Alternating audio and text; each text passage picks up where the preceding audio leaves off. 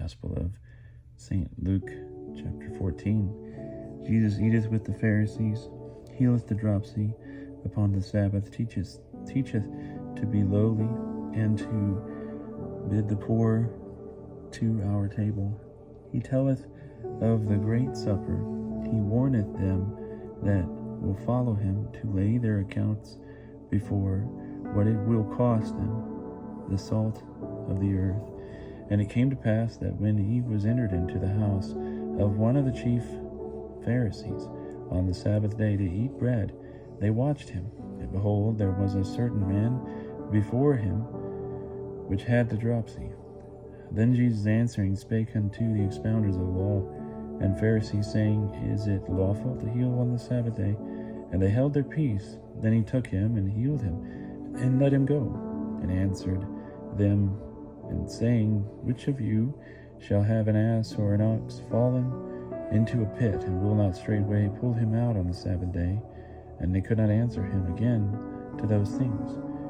He spake also a parable to the guests, when he marked how they chose out the chief rooms, and said unto them, When thou shalt be bidden of any man to a wedding, set not thyself down in the chiefest place, lest a more honorable man than thou be bidden of him.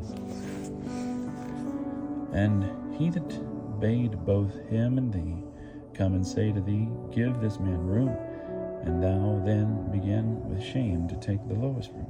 But when thou art bidden, go and sit down in the lowest room, that when he that bade thee cometh, he may say unto thee, Friend, sit up higher. Then shalt thou have worship in the presence of them that sit at table with thee. For whosoever exalteth himself shall be brought low, and he that humbleth himself shall be exalted. Then said he also to him that had bidden him, When thou makest a dinner or a supper, call not thy friends, nor thy brethren, neither thy kinsmen, nor the rich neighbors, lest they also bid thee again, and a recompense be made thee. But when thou makest a feast, call the poor, the maimed, the lame, and the blind, and thou shalt be blessed, because they cannot recompense thee, for thou shalt be recompensed at the resurrection of the just. Now when one of them that sat at table heard these things, he said unto him, Blessed is he that eateth bread in the kingdom of God. Then said he to him, A certain man made a great supper, and bid many, and sent his servant at supper time to say to them that were bidden, Come, for all things are now ready. But they all with one mind began to make excuse. The first said unto him, I have bought a farm, and I must needs go and see it. I pray thee, have me excused. And another said, I have bought 5 yoke of oxen, and I go to prove them. I pray thee, have me excused. And another said, I have married a wife, and therefore I cannot come. So the servant returned and shewed his master these things. Then was the good man of the house angry, and said to his servant, Go out quickly into the places and streets of the city, and bring in hither the poor, and the maimed, and the halt, and the blind. And the servant said, Lord, it is done as thou hast commanded, and yet there is room. Then the master said to the servant, Go out into the highways and hedges, and compel them to come in, that mine house may be filled. For I say unto you that none of those men which were bidden shall taste of my supper. Now there went great multitudes with him, and he turned and said unto them, If any man come to me, and hate not his father, and mother, and wife, and children, and brethren, and sisters, yea, and his own life also, he cannot be my disciple.